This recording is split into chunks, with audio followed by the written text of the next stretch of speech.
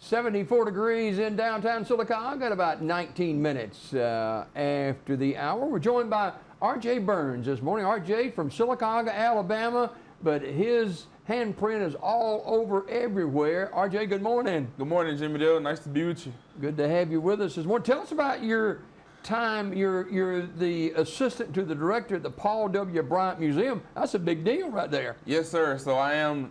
My boss is Olivia Arnold, and this is my first year doing this, and I really love it. I really love the interaction with the former athletes. So like during football season, we interact with all the honorary captains, and we in charge of like getting them around. They have autograph signings, and just doing different projects in the exhibit hall. So it's been a pleasure and an honor to be able to work there, and I just love it. I mean, I wouldn't want to work nowhere else. Talk about your hometown, Sylacauga. Who's your family here? Oh, yes, I am from Sylacauga, Alabama. I went to Winterboro High School. I have family all over here. So my dad is Roger Burns Sr. My mom is Carmen Burns. Who is that Randy Burns? Who is that? Randy Burns is my uncle. I'm pretty sure everybody know him. Yeah, and he's my uncle. And I have a lot of family. My big mom, she's a late big mom. She passed like a few years ago, and her name was Claudia Burns. So she's near and dear to my heart, and I love her dearly. Yeah, no doubt about it. R.J. Burns, our guest this morning. R.J. doing some work with us here at the television station on our morning show. So what's some of the stuff in depth that you do at the university? Like I said, so from 2001 to 2023, I worked with the football team. I had a chance to win 2 SEC rings while I was there as a student. And then last summer, I converted over to the Paul Bryant Museum, where we do like different projects. So right now we're just get ready for the football season coming up. So you get to meet a lot of people. Yeah, we do see a lot of people and see a lot of great former athletes. So like last year we had guys like Sean Alexander come through, Chris Samuels, Roman Harper. So just a lot of former Alabama greats. And that's one of the good things about my job. So like when I was doing football, I saw all the current players. But once I got in my role at the Paul Bryant Museum, I get to see all the former players. So I get to see a mixture of athletes from different eras. And that's the good thing I like about my job. Now, you also write the bios for the football honorary captains. Yes, sir. So I get started with that process in the summer. So it doesn't really take long, but you want to make sure everything is accurate, everything is correct. Once I get that done, I just pass it on to my director, Olivia Arnold, and then she just goes on and she does her thing then with it. So we have to make sure all the edits and everything is knit and grit. So we want to make sure everything is right. Because I mean, these are honorary captains. They deserve the recognition that they have. So, and they've been played at the University of Alabama. So it's always a great honor to even just be in their presence and even just write bios for them. We have something. It's not in my notes right here, but the change from Nick Saban to the current coaching staff, and how does it feel at the university about that? Well, you know, it was a transition. I mean, anytime you go from the greatest college football all time to another coach, it's not going to always be easy. It's always going to be bumps in the road. But Coach DeBoer has done a really great job with the team. You know, he has his own spin on the program, and he has done nothing but the best. He's going to be best at University of Alabama. I believe in him 100%. But like I said, it's always a transition, and fans and people don't realize it's a hard transition. But the job can be done. It's still the University of Alabama, and it's still the standard. You know, Coach DeBoer in his second year there, you expect better things this season? Yes, sir. I believe he's going to do good. That was good news that they didn't have any players to enter the transfer portal. So that's always a good sign. I think the players are bought in. I think the coaches are bought in. But like I said, I believe everything is going to be well. I believe in him. I believe in this program. I believe in the staff.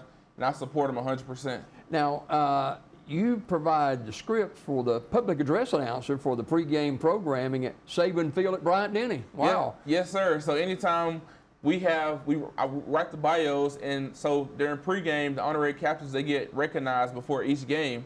They are at the 25-yard line, and the PA announcers, he reads the bios as the players are getting You better recognized. not mess it up, man. I know, right?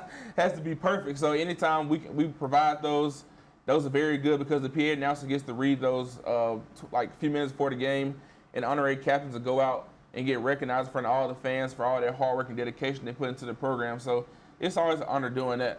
Yeah, and being a part of the football program there, you are in charge of providing secure transportation for Alabama's football players when they go to different public events, and that's very important to do that. Yes, especially for the honorary captain side. So we have to transport them to the stadium, to different signings. Sometimes have to go get them from their hotels.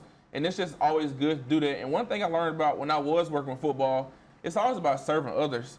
So anytime we get to serve these players, and it's just not about the players, but anytime we can serve their families as well, it's always an honor and a pleasure, because sometimes it's not all about being ourselves, but it's always how can we help other people? How can we serve other people? And that's one of the things I learned about being at Alabama. You know, you always want to serve others and put others first before you put yourself. And that's one of the great lessons I actually got to learn from Coach Saban while I was there as a student. Sylacauga's R.J. Burns, our guest this morning. You got to work the Masters this year, too. I did. That was a great experience, man. I'll tell you, everybody needs to experience it if they can. So I was there from that Saturday all the way up to that Sunday, and that was a great experience. I was in the South Village Golf Shop, and I was in charge of like operations. So like anytime the patrons come through, just making sure the flow and everything, access was really good for the patron, because anybody who knows the Masters, them lines to the golf shop get fast, they get filled up really fast. So I enjoyed doing that, and it was a grind, you know.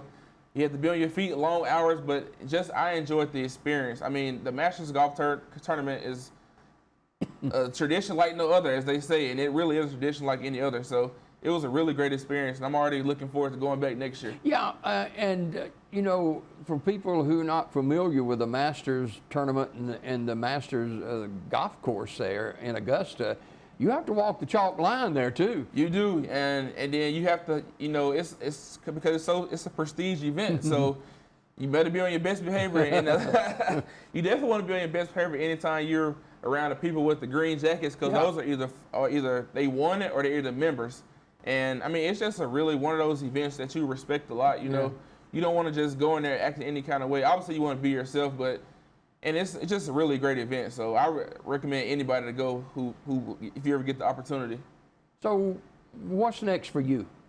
I would like to get in broadcasting, possibly calling some games. I'm just trying to figure out what's going to be the next step, but I'm looking forward to the football season with the Bryant Museum. So just looking forward to that's my next goal right now, and my next career in my life is to really do broadcasting.